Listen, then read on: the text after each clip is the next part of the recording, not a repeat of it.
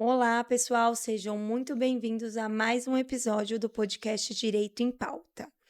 Hoje está eu, o meu colega Igor, e a Boa gente noite. está com um convidado especial. Ele é um profissional excelente, um ser humano, então nem se fala, não é, Igor? É verdade.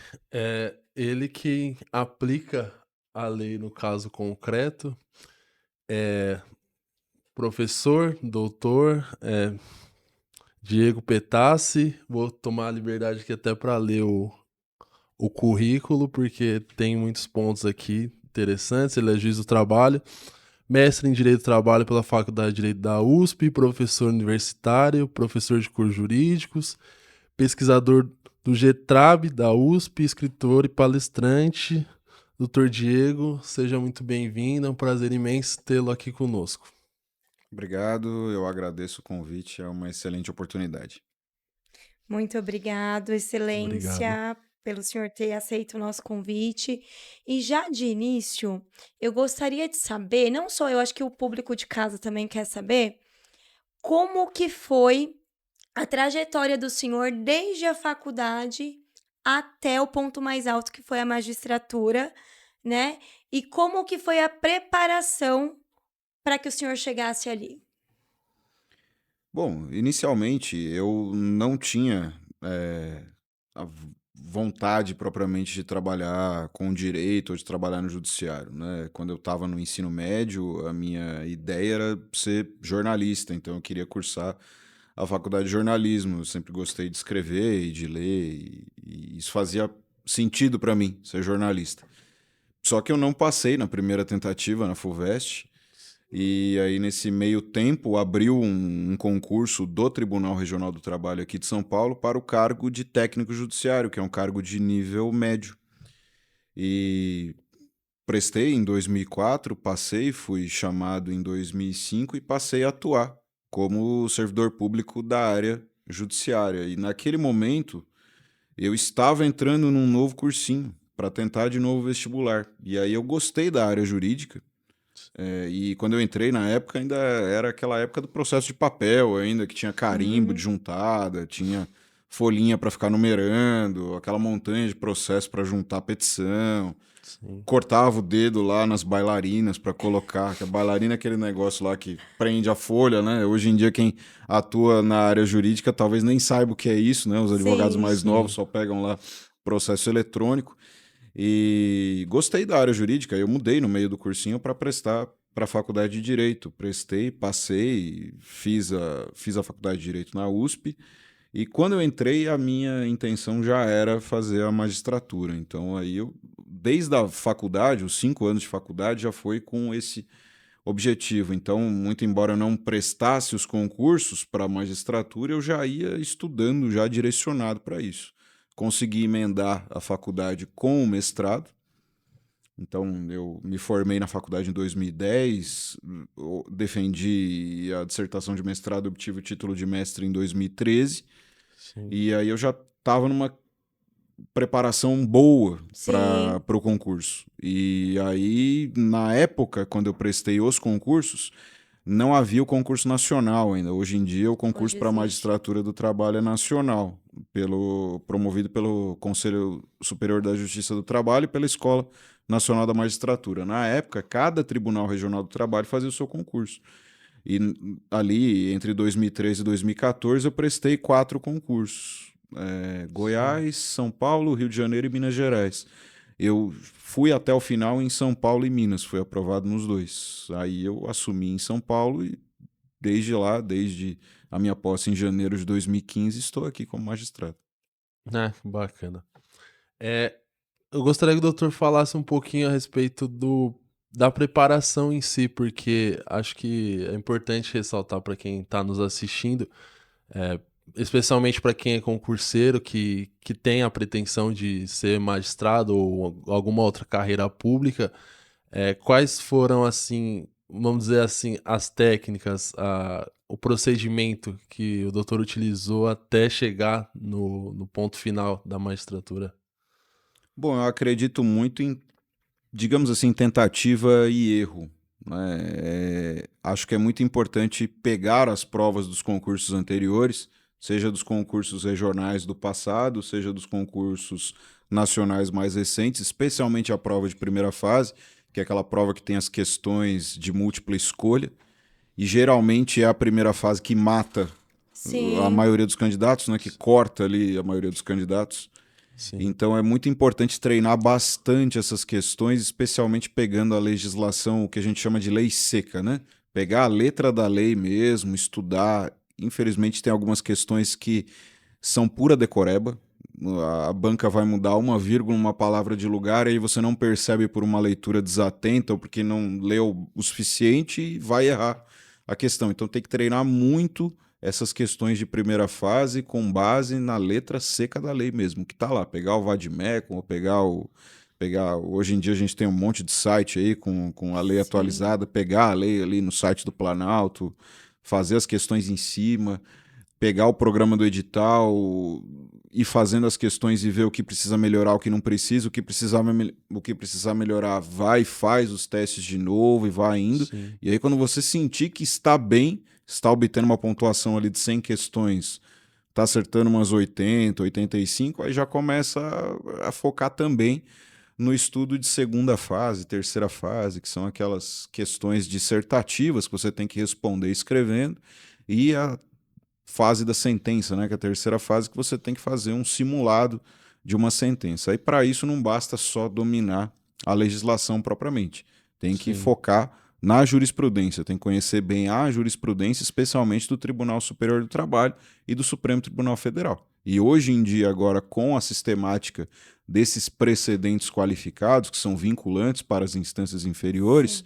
quase toda semana a gente tem uma novidade, né? Seja do Supremo, seja do TST. Então, se o candidato não pesquisar sobre isso, não dominar esses precedentes, pelo menos aqueles que são mais citados, os mais comuns do dia a dia, ele pode se prejudicar numa prova de segunda fase ou numa prova de sentença.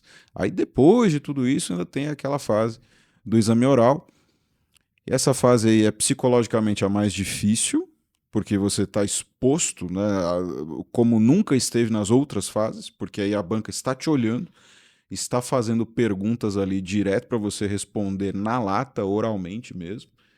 E aí você vai ter que estar preparado para isso, mas o preparo é muito mais emocional do que científico, digamos assim, porque Sim. você já chegou num ápice ali, num ponto do seu conhecimento jurídico que você já está bem para isso. Né? E tem aquele período de 24 horas para você estudar quando você sorteia o ponto, para fazer a prova oral. Então, você vai lá se trancar no quartinho lá para dar uma Sim. lida na matéria com base no seu ponto para responder as questões, mas ali o principal foco tem que ser a tranquilidade. Né? O candidato tem que ter calma para prestar atenção na questão e responder com tranquilidade e confiar na sua capacidade. E é muito difícil chegar nesse momento e manter a tranquilidade, porque aí fica passando aquele filme na cabeça do candidato. Será que agora eu vou passar? Será que eu vou perder? E eu conheço amigos que infelizmente não passaram no primeiro exame oral, tiveram que passar em outros, e aí quando perde no primeiro exame oral para depois voltar para um exame oral em um outro concurso, já vem aquele drama, aquela pressão, né? Então o candidato tem que trabalhar um pouco com isso, tá? Tem que tentar manter a calma de alguma forma nesse momento. Sim, o direito do trabalho, para quem está nos assistindo, o que que o senhor poderia falar um pouquinho sobre a essência do direito do trabalho? Bom, o direito do trabalho hoje é extremamente complexo, porque desde o início ele foi criado, ele foi idealizado para compor conflitos. Conflitos no mundo do trabalho, envolvendo a dicotomia entre capital e trabalho. Eu não quero entrar numa análise redundante aqui de luta de Sim, classes, mas realmente há interesses conflitantes em um contrato de trabalho e as relações de trabalho são relações de massa. Então, tenho de um lado aquele que é o titular dos meios de produção, o titular do capital, e do outro aquele que basicamente só tem a força de trabalho, seja manual, seja intelectual. E há, obviamente, pontos de conflito, como em qualquer outro contrato, existem interesses antagônicos. Então, O empregador quer sempre o máximo de trabalho com o mínimo de salário e o empregado quer o contrário, o mínimo de trabalho com o máximo de salário. Basta ver a discussão sobre a redução de jornada que a gente está enfrentando Sim, hoje em exatamente. dia. Só que as relações elas começam a ficar mais complexas porque agora nós temos outras questões no mundo do trabalho, né? A gente tem questões sobre proteção de dados sensíveis dos empregados hoje em dia, a LGPD.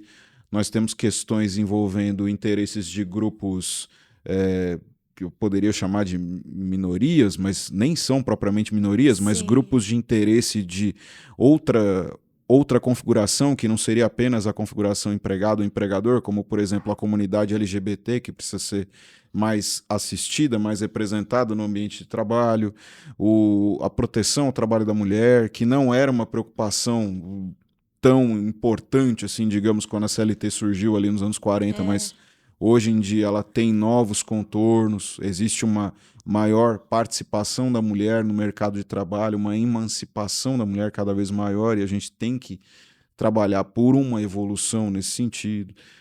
Tem outras questões que envolvem fatores psicossociais no ambiente de trabalho. Recentemente a gente teve a retificação, melhor dizendo, a alteração da norma regulamentadora 1, que trata do Programa de Gerenciamento de Riscos, PGR, e lá, nessa norma regulamentadora, há agora a necessidade de que o empregador identifique fatores de risco psicossociais no trabalho, o que pode levar, por exemplo, a uma configuração de assédio moral. Então, é Sim. uma Sim. preocupação que hoje em dia nós temos no ambiente de trabalho. Então, os pontos de tensão ainda envolvem empregado e empregador, só que são muito mais complexos, porque tem temas que não foram pensados pelo legislador lá em Lá atrás, é. 1943, quando Sim. surgiu a CLT. O doutor tocou no ponto da escala, né? Da PEC que põe fim à escala 6x1. Saiu recentemente nos noticiários que o presidente do Senado disse que vai para as comissões, não vai propriamente para o plenário do Senado, mas ao que tudo indica vai ser aprovado. Quais são os impactos que o doutor vê se for aprovado, as consequências positivas ou negativas que essa alteração constitucional, né, vai trazer pro direito do trabalho? Bom, primeiro precisamos ver se o texto que foi aprovado na Câmara dos Deputados não vai sofrer nenhuma alteração, né? Ele foi aprovado lá em 2 turnos, pelo quórum mínimo ali de 3/5, só que agora passa pelo Senado, primeiro vai passar pelas comissões, conforme o regimento, e depois vai ser votado pelo plenário do Senado. Se não houver nenhuma alteração, que eu acho um pouco difícil, porque o próprio presidente do Senado já falou que o Senado tinha o interesse de imprimir a sua marca nessa Sim. PEC, né? Ele falou isso textualmente para a imprensa. Sim. Mas caso não haja nenhuma alteração, o que nós temos de pontos importantes nessa PEC? Primeiro, a redução gradual da jornada de trabalho, né? A proposta é de que dentro de 60 dias contados da publicação da emenda constitucional, a jornada semanal seja reduzida de 44 para 42 horas. Também dentro desses 60 dias, adquira-se um novo dia de descanso semanal remunerado. Hoje em dia nós temos um pela Constituição, que é preferencialmente aos domingos, passariam a ser 2 descansos semanais remunerados, fora os feriados, né? Isso aqui Sim. seria... A ideia é que fosse em sábado e domingo, né? Preferencialmente, além de eventuais feriados. E um ano depois desses 60 dias, nós teríamos a redução de 42 para 40 horas.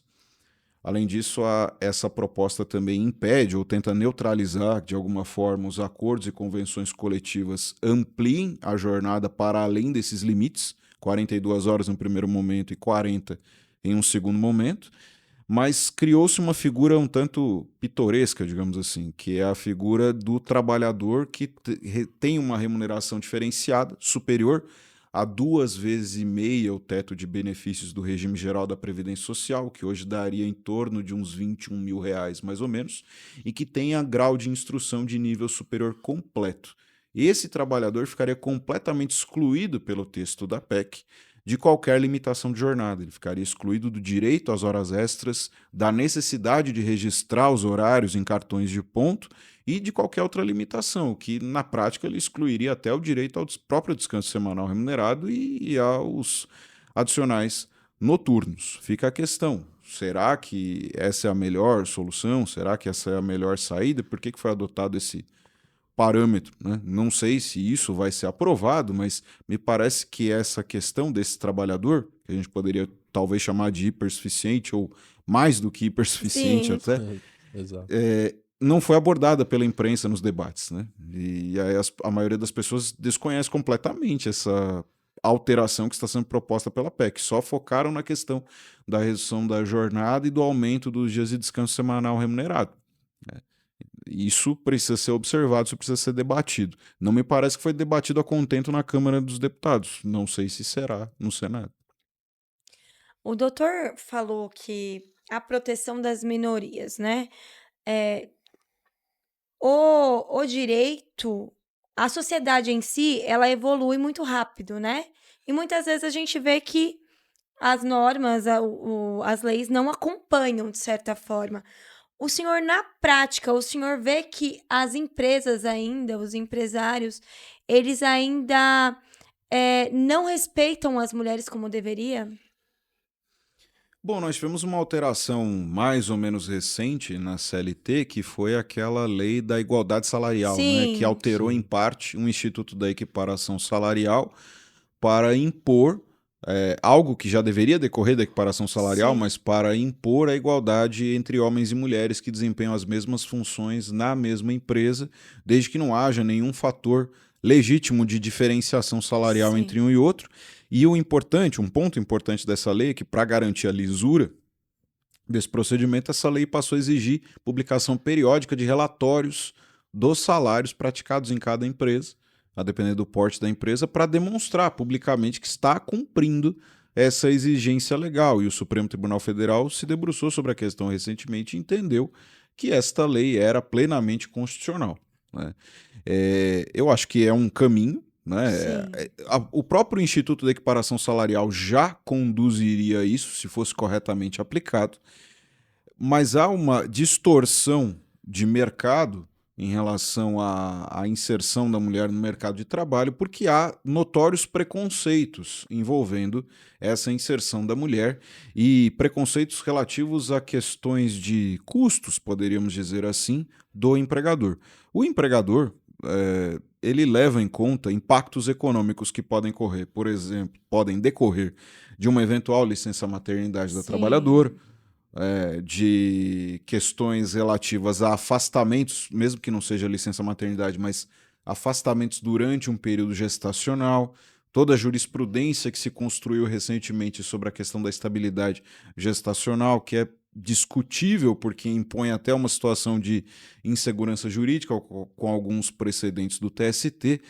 Então, nós temos uma situação de recalcitrância do empregador e alguns empregadores não vão dizer expressamente isso, mas claramente há uma preferência de parte do sim, mercado pela contratação de um homem em detrimento da contratação da mulher, e quando contrata a mulher é subremunerada. Obviamente devemos combater isso, devemos trazer mecanismos para combater isso. Eu acho que essa lei veio em boa hora, e a decisão do sim, Supremo quanto a isso veio também em boa hora para garantir essa isonomia.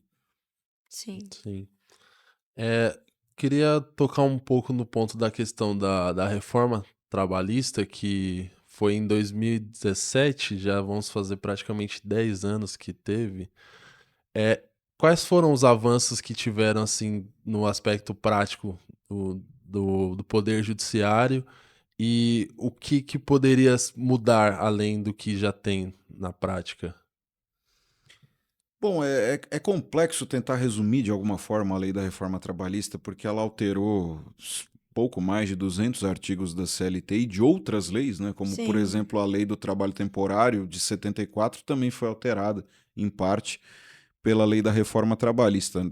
Uma tentativa de resumo, nós podemos dizer que, do ponto de vista processual, o legislador de 2017 ele tinha como foco tentar combater o que ele acreditava serem lides temerários. Na situação de um empregado que move demanda sem ter certeza de um direito ou até invocando um direito inexistente e pelo fato de ter a gratuidade não tinha nenhum custo e aí virava na expressão de alguns, um almoço grátis. Sim. E aí a ideia do legislador era: vamos combater isso de alguma forma, dificultando a concessão da gratuidade e gerando ali os honorários sucumbenciais. Não havia honorários sucumbenciais antes da lei da reforma trabalhista, antes de novembro de 2017.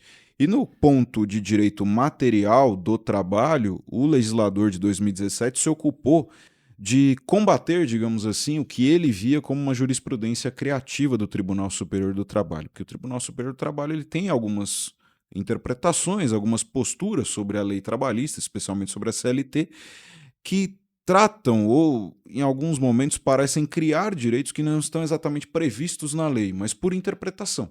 Tá? Sim. E um exemplo é a situação da gratificação de função para o exercício de um cargo de confiança. A gratificação de função sempre existiu na lei. Só que havia a possibilidade do empregador reverter o empregado do cargo de confiança para um cargo Sim. originalmente ocupado. Então, imagine uma loja, eu tenho ali um vendedor, promovi esse vendedor a gerente da loja, só que eu, empregador, percebi que ele não rendeu o suficiente. Reverto ele para o cargo originário de vendedor. Naturalmente, ele perde a gratificação de função, porque essa gratificação é atrelada ao exercício do cargo de confiança. Agora, pela jurisprudência do TST, se ele recebesse essa gratificação por 10 anos ininterruptos, ainda que ele voltasse ao cargo original, ele incorporaria no seu salário essa gratificação, algo que nunca esteve previsto na lei. Foi uma criação, digamos assim, do TST. Veio o legislador em 2017 e disse: não incorpora. Então, em muitas situações de direito material, o legislador pegou uma súmula do TST Sim. e colocou um sinal negativo. Ele inverteu, pegou a redação da súmula e fez o contrário. Olha, isso aqui não dá direito. Enfim, foram as posturas do legislador de 2017. Então, eu não consigo dizer exatamente, em linhas gerais, se houve um avanço ou um retrocesso. Em alguns pontos, me parece que nós tivemos avanços. Em outros, me parece que nós tivemos retrocesso. Eu acho que a tentativa do legislador de 2017 de moralizar o processo de alguma forma, de impor ali honorários sucumbenciais, seja para o empregador, seja para o empregado, acho que foi positivo. Até pela classe dos advogados também, que me parece um Sim. absurdo que o advogado não receba honorário de sucumbência no processo de trabalho, sendo que em outras vertentes ele recebe.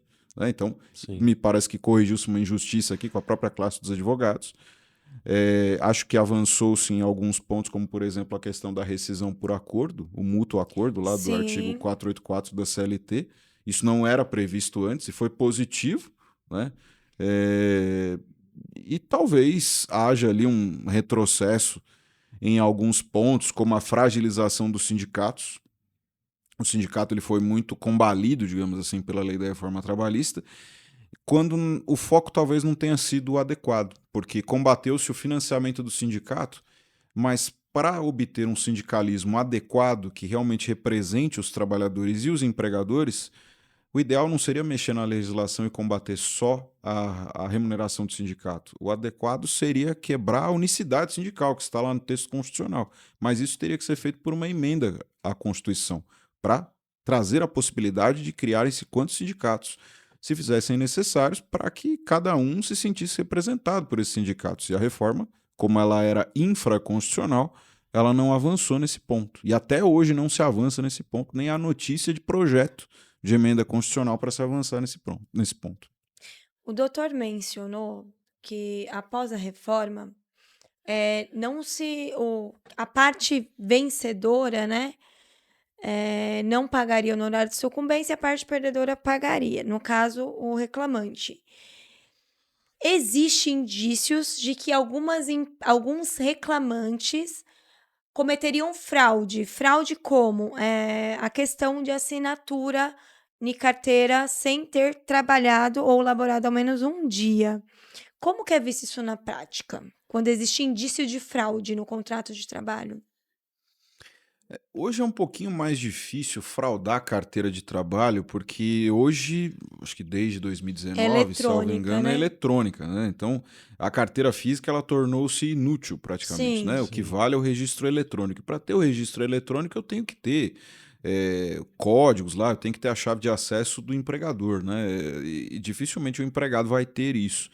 Para fazer uma situação de burla ou de fraude nesse caso, o empregado teria que ter acesso aos códigos da empresa para poder fazer a inserção de dados ali em nome da empresa.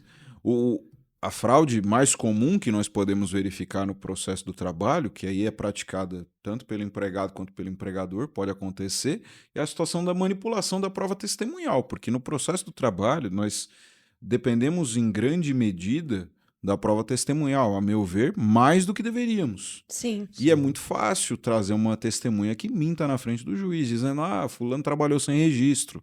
Ou então que venha a testemunha da empresa e diga, não, eu nunca vi ele aqui, ele nunca trabalhou aqui antes do registro.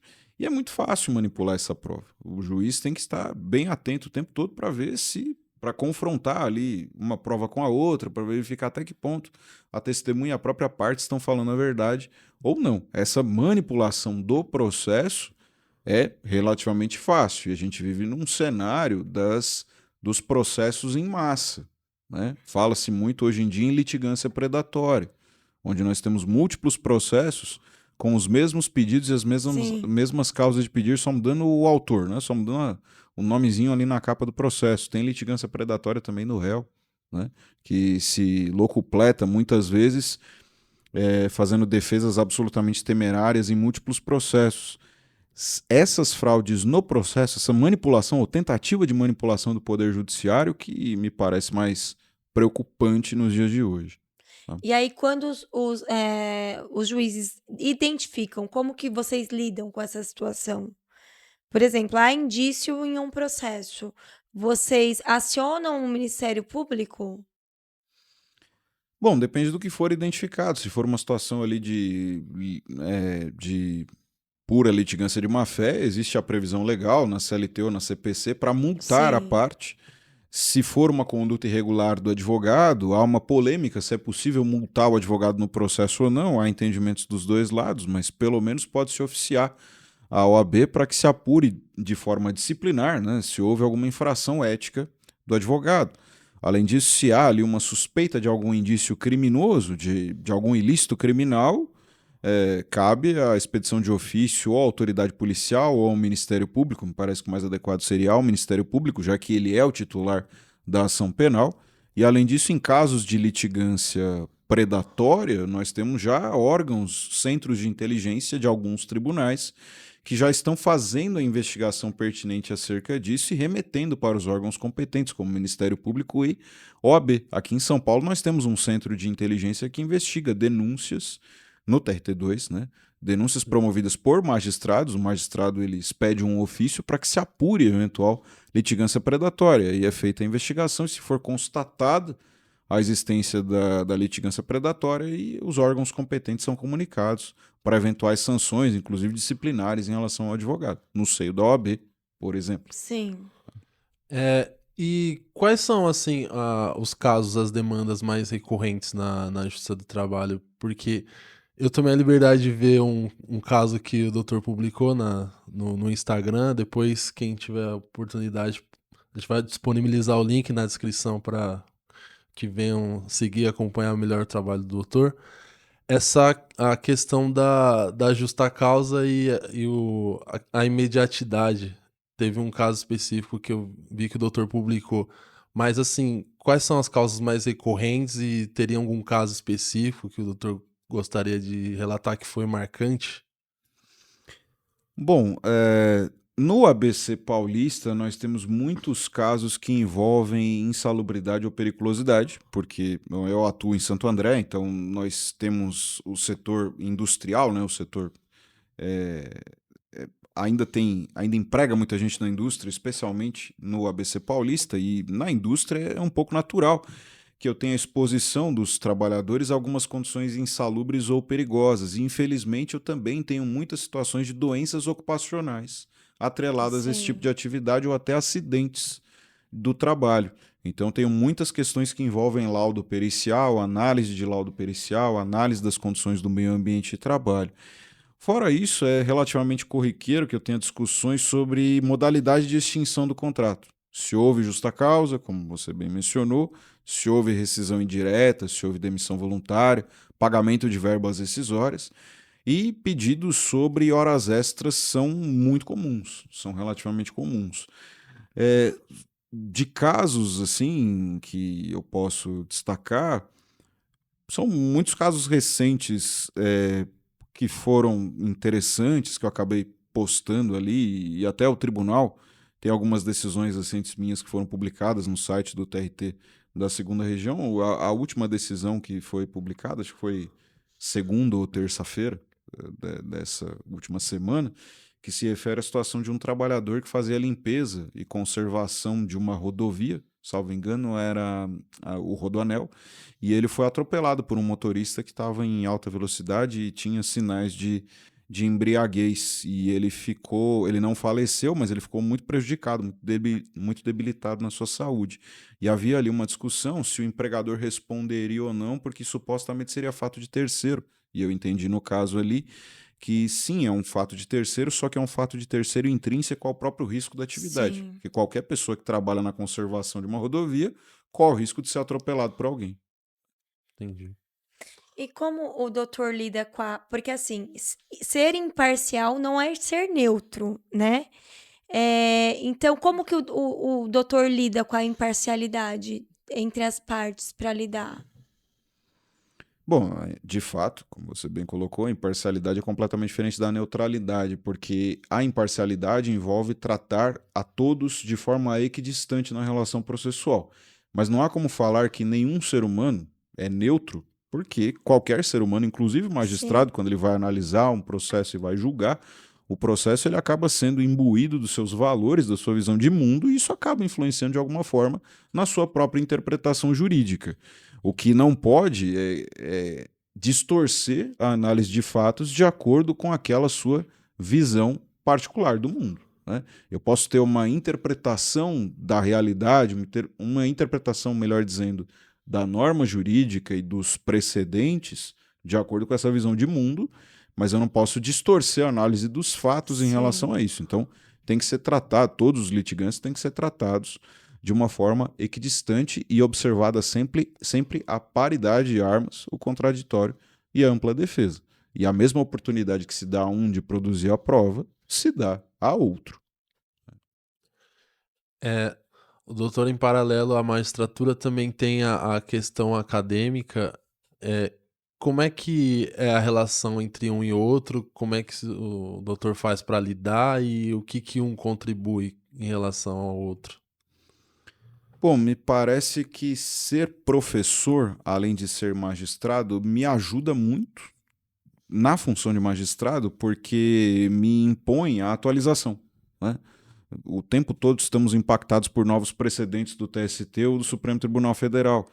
E como eu tenho que saber esses precedentes para dar aula, seja na graduação, seja na pós-graduação, eu me sinto obrigado, compelido a fazer essa reciclagem constante da análise da doutrina e da jurisprudência, estar sempre antenado, não é, com essas alterações, para que eu não dê decisões completamente fora da realidade atual, completamente divorciadas do estado atual do direito. Então, me ajuda a me atualizar o tempo todo.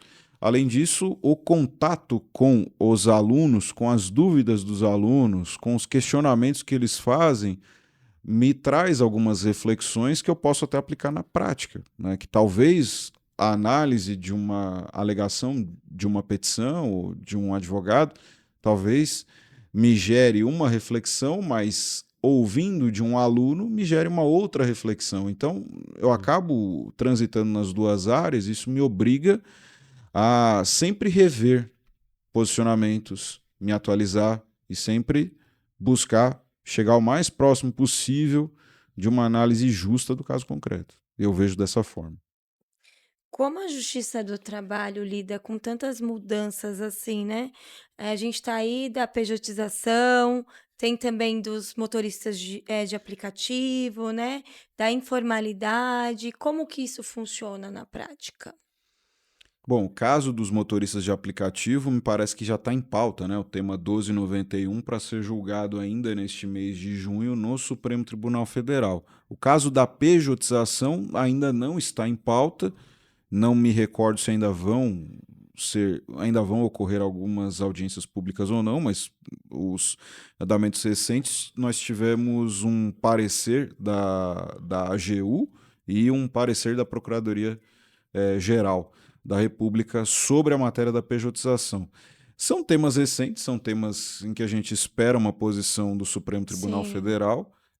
Fica um pouco difícil a gente fazer qualquer análise antes de ver as decisões do Supremo, mas pelo encaminhamento que vários ministros do Supremo dão, me parece mais ou menos seguro dizer que alguma forma de pejotização será validada no Supremo, o que talvez exclua a competência da Justiça do Trabalho, pelo menos para parte desses trabalhadores pejotizados.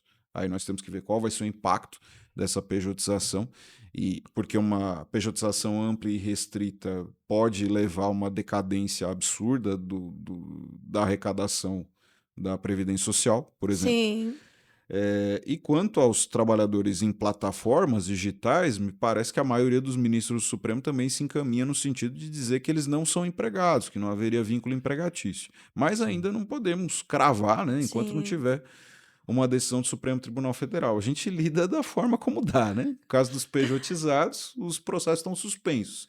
No caso dos trabalhadores em plataforma, não há determinação de suspensão. Então, a Justiça do Trabalho pode analisar e julgar livremente. Inclusive, houve uma decisão recente do tribunal aqui, de uma desembargadora aqui de São Paulo, qualificando um trabalhador de plataforma como um avulso digital, por exemplo. Um avulso, um trabalhador avulso, ele é equiparado em direitos a um empregado sim, pela Constituição. Então, embora não tenha reconhecido que ele era um empregado, reconheceu que ele tinha o status de avulso e por isso ele teria os mesmos direitos de um empregado, como 13º, férias. Não é uma jurisprudência majoritária, não é um entendimento majoritário, mas é um caminho, né? A maioria das decisões diz que não há vínculo, mas tem algumas decisões que dizem que eles são empregados, e teve essa decisão aí que fugiu um pouquinho do lugar comum, digamos assim, sim. para dizer que eles são avulsos digitais. Não sabemos ainda, enquanto não tiver uma decisão definitiva do Supremo, como vamos tratar esses profissionais de maneira uniforme. Tá? Assim, trazendo para a questão da atuação prática, especificamente na audiência que o doutor ressaltou que é o momento assim mais importante, talvez, do processo onde as partes vão trabalhar na colheita das provas. O que o doutor identifica, assim, de forma objetiva, que são erros que ali os profissionais podem cometer e que podem ser evitados na prática? Bom, a audiência trabalhista nós podemos dizer que é o coração do processo do trabalho, sim, até porque tem muita matéria no processo trabalhista. Muitas matérias são solucionadas ou parcialmente solucionadas com base nos depoimentos das partes e das testemunhas. Isso vai ocorrer na audiência, né? Então, a audiência é importante, é imprescindível no processo do trabalho, sim. Mas eu poderia dizer que talvez o principal erro do processo do trabalho seja uma exacerbação da importância dessa prova oral. Muitas vezes o advogado se Tá. perde nos questionamentos em audiência, perguntando até questões que não foram trazidas na petição inicial ou na contestação, ou que não têm relevância prática para o processo, ou que não faz sentido perguntar. Eu posso dizer assim, eu uso essa expressão aqui, eu peço licença para usar essa Todo. expressão aqui. Eu digo que muitas vezes existe um fetiche pela prova oral no processo do trabalho. E aí, quando se verifica, surgem perguntas sobre matérias que não foram nem alegadas no processo, ou matérias que dizem respeito ao contrato de trabalho da testemunha e não ao contrato de trabalho da parte, ou questões legais. Perguntar, mas pode atuar como vigilante sem ter curso da Polícia Federal? Olha, essa matéria está na lei, né? A perguntar o que está na lei. Ou então Sim. querer perguntar algumas coisas que só um laudo pericial vai poder elucidar, porque são questões eminentemente técnicas. Então, eu acho que o advogado ele acaba entrando, e o magistrado acaba entrando também, tá? Muitas vezes. Acaba entrando no automático de ficar fazendo perguntas sem parar, sem maiores reflexões. Será que faz sentido o que eu estou perguntando? Será que é o objeto do processo? Será que tem sentido eu perguntar isso, se isso está na lei, ou se isso a testemunha não vai saber me dizer, só o perito vai saber dizer? Falta um pouco essa reflexão. Um estudo prévio antes de sair metralhando pergunta para testemunha e para parte. Eu acho que esse é o principal problema de uma audiência trabalhista hoje em dia. É, porque às vezes o advogado não se prepara adequadamente, né, para a audiência.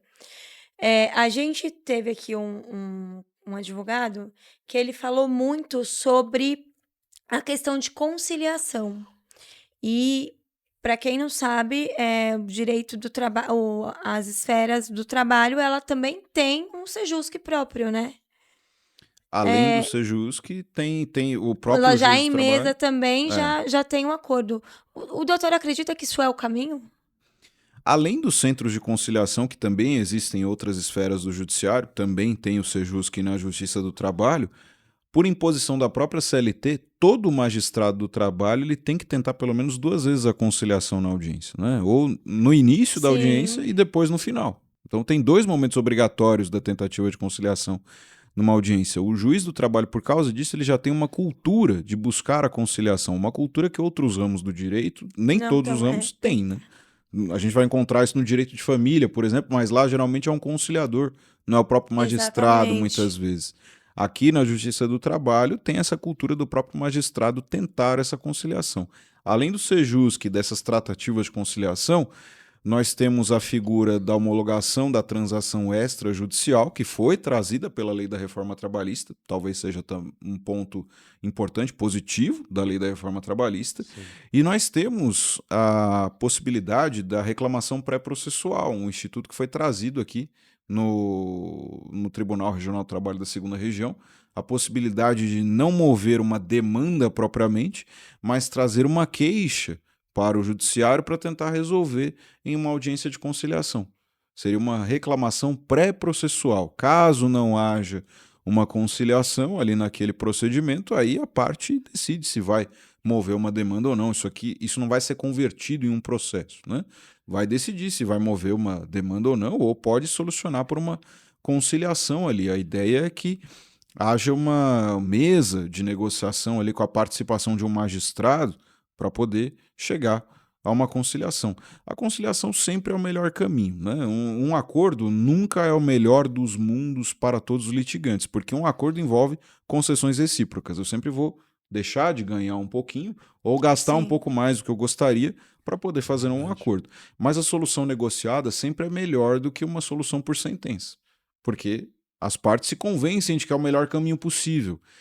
Um terceiro dando uma decisão, um juiz dando uma sentença, por mais que seja a sentença mais justa do mundo, não vai agradar os litigantes completamente.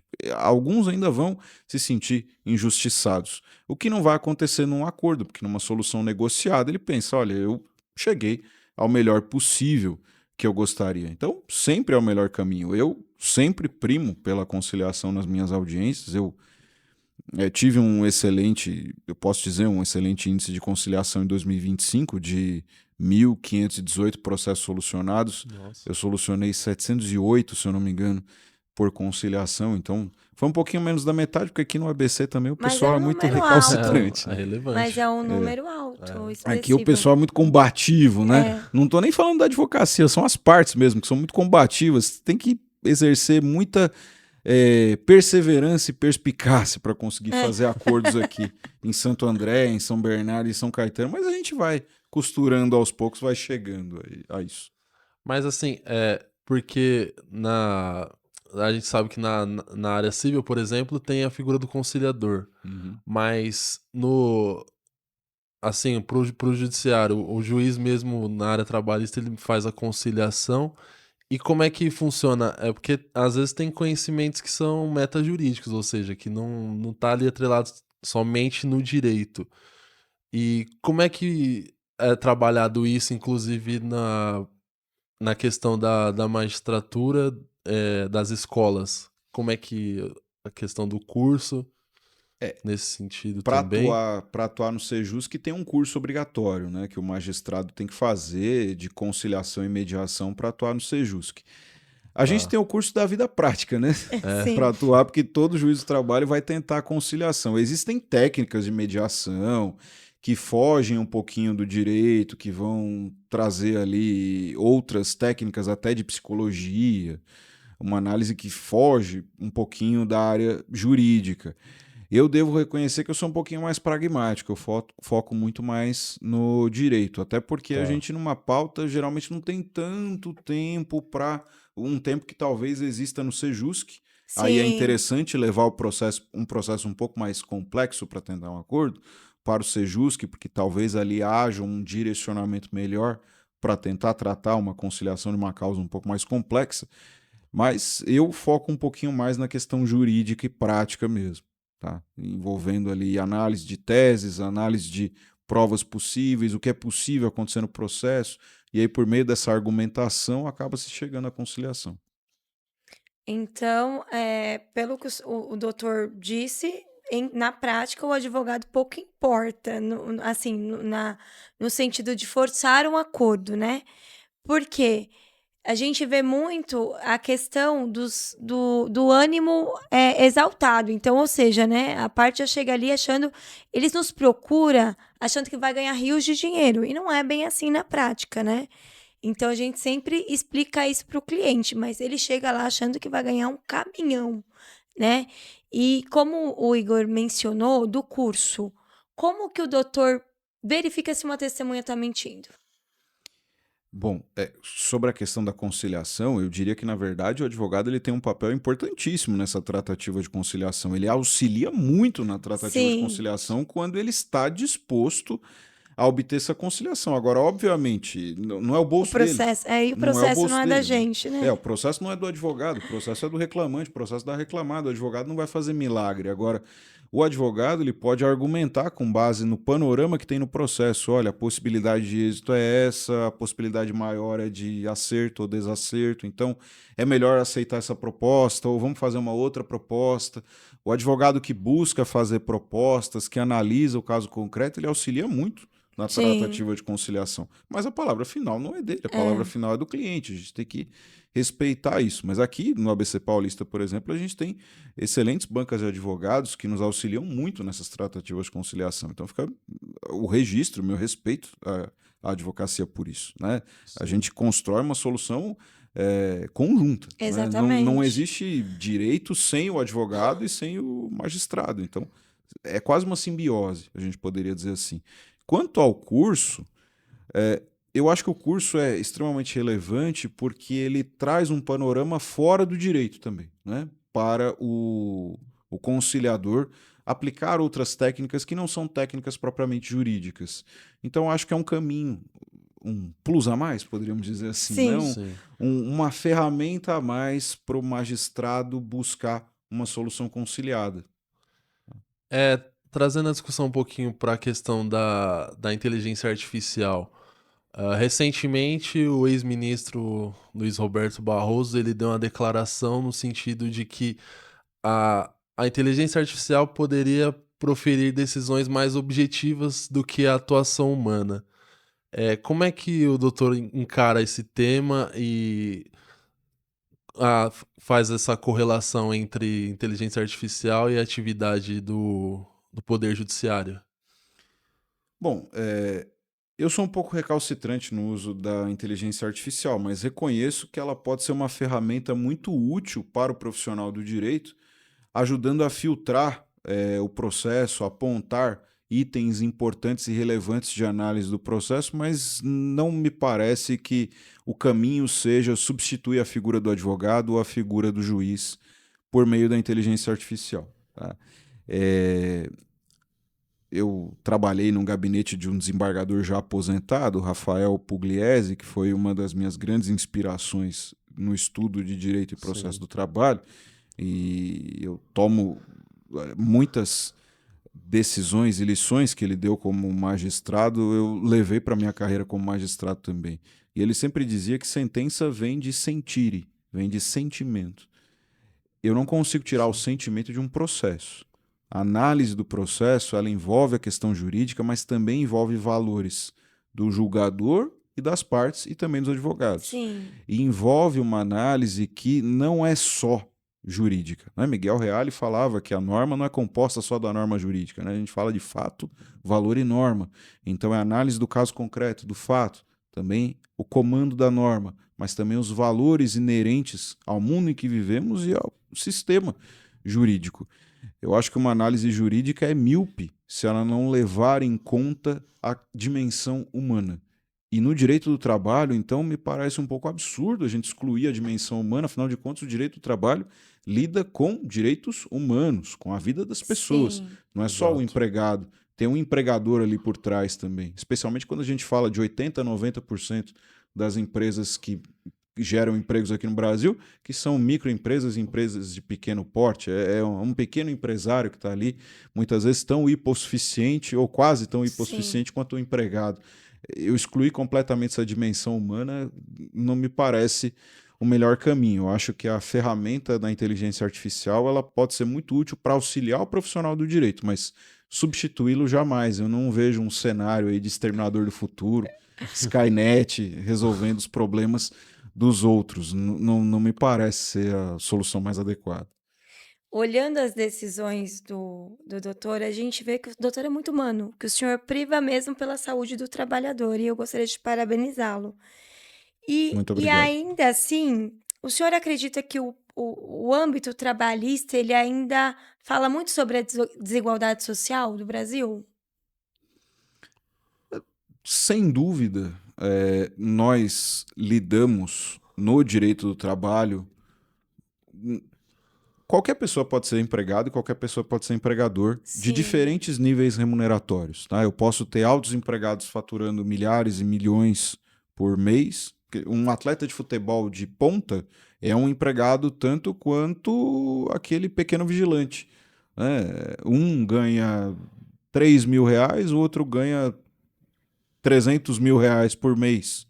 Eu posso ter esse cenário, essa amplitude no âmbito do direito do trabalho. Só que nós devemos reconhecer que a massa dos trabalhadores no Brasil é muito mal remunerada. A gente está sim, lidando com Sim. pessoas aí que 90% não vai ganhar mais do que a faixa de isenção ali do imposto de renda, que hoje é de R$ 5.000. Então, sim, no direito do trabalho nós lidamos muito com a desigualdade social. Só me parece, aqui é um ponto que a gente tem que dizer, que o direito do trabalho ele foi criado para amortecer e compor esses conflitos entre capital e trabalho, mas ele não foi criado como uma solução para a desigualdade social. Por via sim, reflexa, pelas decisões da Justiça do Trabalho, nós podemos corrigir um pouco as distorções relativas à desigualdade social, mas o juiz do trabalho ele não age como um distribuidor de renda. sim. Não foi para isso que o direito do trabalho foi criado. Mas a gente lida, sim, com trabalhadores pobres, vulneráveis, hipossuficientes que merecem uma tutela diferenciada. Isso é inegável. Assim, a grosso modo a gente sabe que no direito tem as fontes primárias, que são as leis, tem fonte secundária, que também seria, no caso, jurisprudência, que aí também tem o papel de fonte primária, alguns dizem com relação aos precedentes, mas a doutrina, que é o estudo científico, o que o doutor vê na academia que são os temas mais recorrentes que têm repercussão assim prática e têm contribuído para o direito do trabalho? Bom, a academia ela está numa situação um pouco complexa porque ela atualmente ela tem que correr atrás desses precedentes, né? Então a Sim. jurisprudência vinculante ela está atropelando muitas vezes a análise científica e acadêmica do direito. Essa profusão de precedentes talvez não seja o melhor caminho a ser adotado pelo nosso regime jurídico. E aí o intérprete, o aplicador do direito tem que lidar com isso da melhor forma. Então a academia acaba se debruçando para estudar esses precedentes para tentar aplicá-los da melhor forma. Mas, para além disso, o papel da academia é fazer uma análise crítica, não só do direito, mas em termos metajurídicos, dos movimentos políticos, sociais, o que pode ser alterado, né? O que pode levar a uma alteração legislativa e quais são os melhores caminhos. Por exemplo, essa discussão da mudança da escala e da jornada de trabalho muito além de simplesmente reduzir um número de Sim, 44 para 42 ou para 40 horas, é importante fazer um estudo sobre os impactos disso.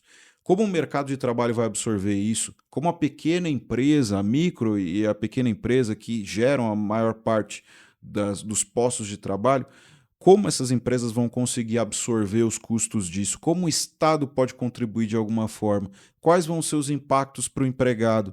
Como melhorar a formação dessa mão de obra para que seja uma mão de obra qualificada que possa receber uma maior remuneração? A academia tem um papel importante nisso também.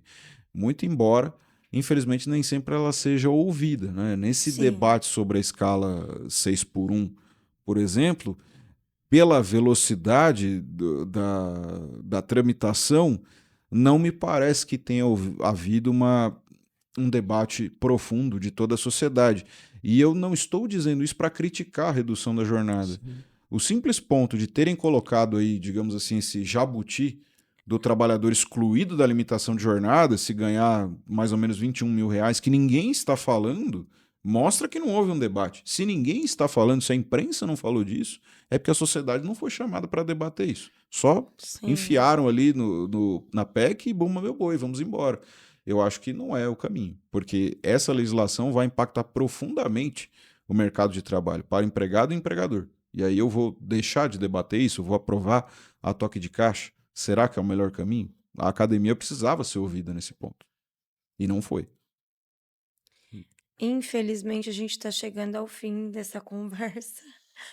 Eu acredito que todos nós aprendemos muito com o Passou senhor, rápido. passou muito rápido.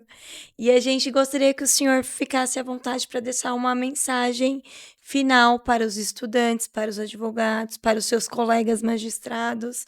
Pode ficar à vontade, doutor. Bom, eu agradeço a oportunidade de ter participado do podcast, eu acho que é muito valioso. Eu sempre gosto de participar de eventos que envolvam a troca de conhecimento envolvendo a advocacia, a magistratura e a sociedade, porque o direito é construído coletivamente, né? Nem o magistrado constrói sozinho, nem o Ministério Público, nem a advocacia constroem sozinhos. Nós construímos em coletividade. Se o advogado não trouxer as teses, o judiciário não fixa os seus precedentes, por Sim, exemplo. Então, é importante essa troca de conhecimento. Como reflexão, eu gostaria de deixar que o direito do trabalho ele está em constante modificação, mas há a necessidade de uma reflexão conjunta da sociedade sem demonizar posicionamentos, né? Sem vilanizar, seja o lado do empregado, seja o lado do empregador. Uma visão maniqueísta do mercado de trabalho e do direito do trabalho nos conduz a soluções equivocadas. Assim como o direito é construído de forma coletivamente, o mercado de trabalho também é construído de forma coletiva. Então eu não posso pauperizar a classe dos trabalhadores e esperar que haja uma produção adequada para melhorar, inclusive, a condição social de todos e melhorar o país. Também não posso esperar que vilanizar os empregadores como sugadores da força de trabalho simplesmente vai levar a uma boa solução, porque afinal de contas são eles que geram os empregos, são eles que geram os postos de trabalho. Nós aqui, do direito do trabalho, nós contribuímos apenas para pacificar os conflitos, mas não somos nós que geramos contratos de trabalho, não somos nós que geramos postos de trabalho. Os verdadeiros atores das relações de emprego são empregados e empregadores. E uma análise e um debate profícuo envolvendo todos esses atores sociais é o bom caminho para a gente chegar a um direito do trabalho que seja mais humano, seja mais sensível e seja mais adequado para todos. É isso aí, pessoal. Agradeço a atenção de todos. O link da descrição para quem quiser seguir o Dr. Diego Petassi com 2 Cs e quiser acompanhar melhor o trabalho dele, tem várias decisões bacanas lá no Instagram que ele disponibiliza os e cursos os também. cursos A gente tem também. agora um curso de precedentes na Direito de São Tá Bernardo, né? excelente. Pode ficar à vontade, doutor, se Pode quiser, falar, doutor. quiser. A gente está dando algumas aulas sobre os precedentes agora do TST e do STF na Faculdade de Direito de São Bernardo do Campo. A gente já começou com uma primeira aula e tem mais umas 3 aulas ainda para tratar dessa matéria. Então é isso, vai ficar na descrição, aí quem quiser acompanhar. E curtam, sigam o canal para a gente conseguir alcançar mais pessoas para divulgar esse projeto nosso. E até a próxima.